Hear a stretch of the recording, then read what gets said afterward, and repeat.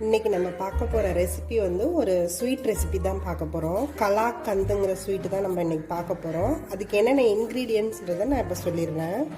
நான் வந்து நல்ல திக் மில்க்கு, க்ரீம் உள்ள மில்க்கு ஒரு பாக்கெட் எடுத்து வச்சுருக்கேன். இதுக்கு வந்து நல்லா திக் மில்காக இருந்தால் தான் நல்லாயிருக்கும் இந்த ஸ்வீட்டு. அதுக்காக இந்த திக் மில்க் உள்ள பாக்கெட் நீங்கள் ஒரு 1/2 லிட்டர் நான் எடுத்து வச்சுருக்கேன். 1/2 லிட்டருக்கு நான் இதில் வந்து 150 கிராம் வந்து சுகர் எடுத்து வச்சுருக்கேன். ஒயிட் சுகர் தான் இதுக்கு யூஸ் பண்ணுறேன். ஹோம்மேட் பன்னீர் தான் நான் எடுத்து வச்சுருக்கேன். பாலை நல்லா 1 லிட்டர் பாலில் வந்து நம்ம நல்லா கொதிக்க வச்சுட்டு அதில் லெமனை புழிஞ்சிட்டு அப்புறமா நம்ம அதை நல்லா வடிகட்டி ஸ்ட்ரெயின் பண்ணி எடுத்துட்டா இந்த பன்னீர் வந்து நம்மளுக்கு கிடைக்கும். இது மாதிரி நான் வந்து இது வந்து ஒரு 100 கிராம்ஸ் கிட்ட என்கிட்ட இருக்குது. இதில் வந்து எல்லா நட்ஸும் இந்த மாதிரி பொடி பண்ணி எடுத்து வச்சுருக்கேன். முந்திரி பருப்பு, பாதாம், பிஸ்தா இது எல்லாத்தையும் இந்த மாதிரி பொடி பண்ணி வச்சுருக்கேன். ஏலக்காய் 3 ஏலக்காய் வந்து பொடி பண்ணி வச்சுருக்கேன். நெய் எடுத்து வச்சுருக்கேன். நெய் வந்து நம்ம ஒரு 100 கிராம் கிட்ட இதில் யூஸ் பண்ணுவோம். இந்த கலாக்கந்த் பண்ணுறதுக்கு நான் ஃபஸ்ட்டு வந்து பாலை நல்லா காய்ச்சி நல்லா சுண்டை இது பண்ணணும். இது வந்து நல்லா திக்காகணும் பால். அது வரைக்கும் நம்ம இதை காய்ச்சி எடுத்துக்கலாம்.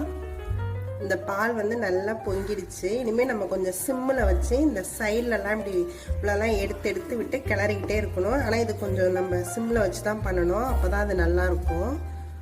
இது நல்லா கெட்டி ஆகிற வரைக்கும் நம்ம சிம்மில் வச்சு இந்த சைடு ஓரம்லாம் எடுத்து விட்டுட்டு கிளறிக்கிட்டே இருக்கணும். இந்த பால் நல்லா திக்காயிடுச்சு. இப்போ வந்து நம்ம இந்த பன்னீரை இதில் வந்து சேர்த்துக்கலாம். இந்த பன்னீரை வந்து நம்ம நல்லா கையால் கொஞ்சம் நல்லா அந்த இதெல்லாத்தையும் உடச்சி விட்டு நல்லா பாம்பை வச்சு நல்லா தேய்ச்சி இந்த மாதிரி எடுத்து வச்சுக்கணும். இப்போ இதை நான் ஆட் பண்ணிக்கிறேன். இதை நல்லா நம்ம கலந்துக்கலாம். அதில் இப்போ வந்து நான் இந்த சுகரை இதில் ஆட் பண்ணிக்கிறேன்.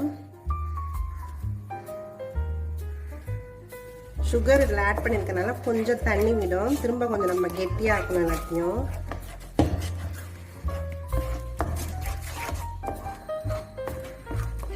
இதை நல்லா நம்ம மிக்ஸ் பண்ணிக்கலாம். நான் வந்து இப்போ இதில் ஏலக்காய் போட்டுக்கிறேன்.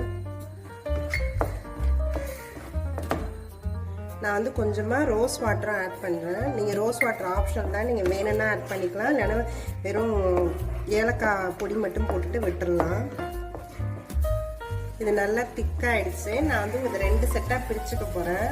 உனத்தில் வந்து கோகோ சேர்த்து போட போகிறேன். அதனால் ஃபஸ்ட்டு நான் இந்த மாதிரி நெய் தடவி ஒரு கிரில் வச்சுருக்கேன். அதில் வந்து நான் ஒரு ஹாஃப் எடுத்துக்கிறேன்.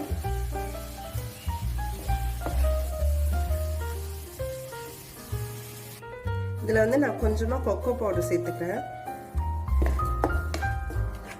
இதை நல்லா நம்ம மிக்ஸ் பண்ணிக்கலாம். இது இப்போ ரெடி ஆகிடுச்சு. நான் இதையும் நிறுத்திக்கிறேன்.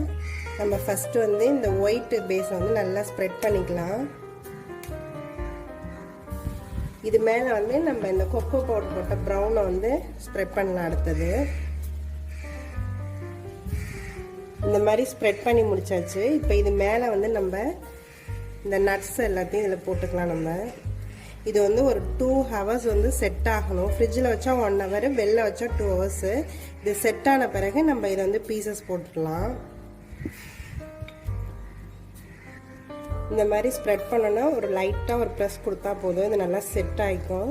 இதை நம்ம வந்து ஒரு 2 ஹவர்ஸ் கழித்து இதை நம்ம பீஸ் போடலாம். நல்லா 2 ஹவர்ஸ் ஆச்சு. இப்போ இது நல்லா செட் ஆகிருக்கும். நம்ம இதை அப்படியே பீஸ் போட்டுடலாம். இப்போ இது எல்லாத்தையும் பீஸ் போட்டாச்சு. நம்ம இது எல்லாத்தையும் எடுத்துடலாம். இந்த ஸ்வீட் இப்போ ரெடி ஆகிடுச்சு. இது நீங்களும் உங்கள் வீட்டில் ட்ரை பண்ணி பாருங்கள். இது ரொம்ப ஈஸி தான் பண்ணுறது. என்னோடய வீடியோஸ் எல்லாத்தையும் பாருங்கள். உங்களுக்கு பிடிச்சிருந்தா எங்கள் சேனலை சப்ஸ்கிரைப் பண்ணுங்கள். தேங்க்யூ ஃபார் வாட்சிங்.